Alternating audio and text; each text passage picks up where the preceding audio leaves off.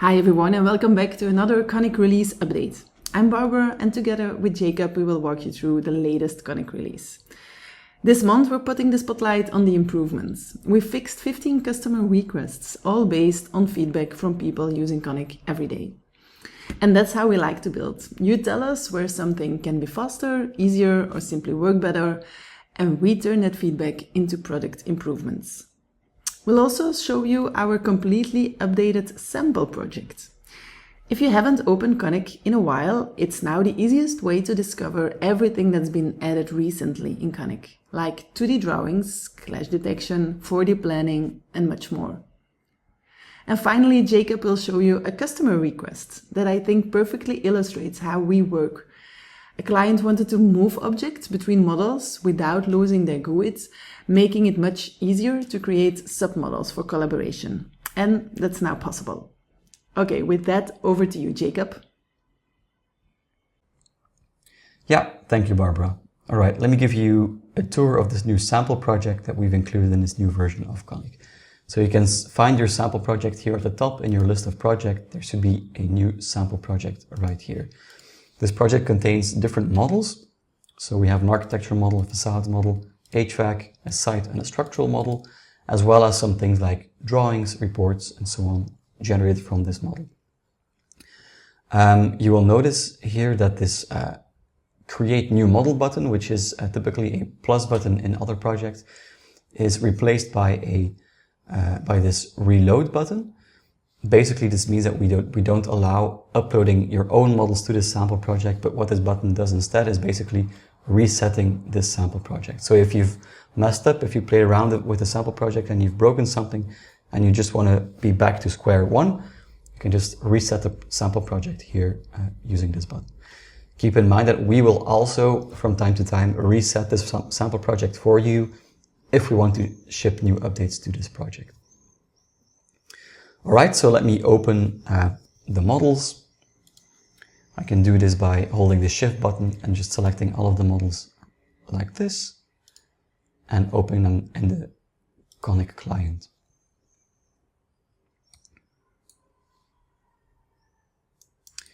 So going at the top here, I can see indeed I have all 5 models loaded. Again, if you just want to unload some of the models, you can just simply unselect them like this, for example, to basically reload your session with only those models loaded in. The project comes with some data already pre-filled in for you, so you can have a feel of what, for example, reporting or the planning panel might look like if it already contains some data. So, for example, the report panel comes with some predefined presets here, for example, reporting by material, so I can quickly see the different materials in my model and colorize them by material, for example. Or maybe I want to switch, for example, to a list of doors by fire rating. These are basically presets that we already created for you, so you can have a feel of what it looks like. You can always edit these presets yourself and play around with this yourself. Same goes for a planning, so we've actually added a baseline planning to this project as well. So I can double click this to open this, where I can see all these different tasks and groups of tasks already created, which I can now also start to animate. So if I want to see what the simulation looks like for this building, I can use this pre-made planning to take a look here. Again, you can play around with this, you can create your own plannings, just kind of a playground for you to explore and to get to know the product a bit. The project also comes with some predefined views. So here on the right hand side, I can see that there's a list of views made for me. So some floor plans and elevations. And these are actually in turn also used to drive the generation of 2D drawings, which the project also comes with. So for example, this plan plus 4 is defined in the 3D model. If I go back to my dashboard actually, I will see that these views are used to actually create also the drawings themselves. So for example, this plan plus 4 over here is also already pre-made And I can, again, just open it and play around with it.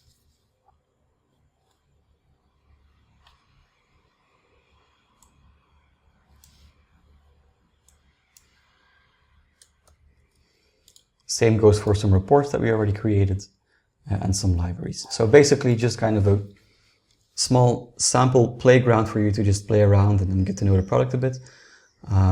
So yeah, feel free to explore this.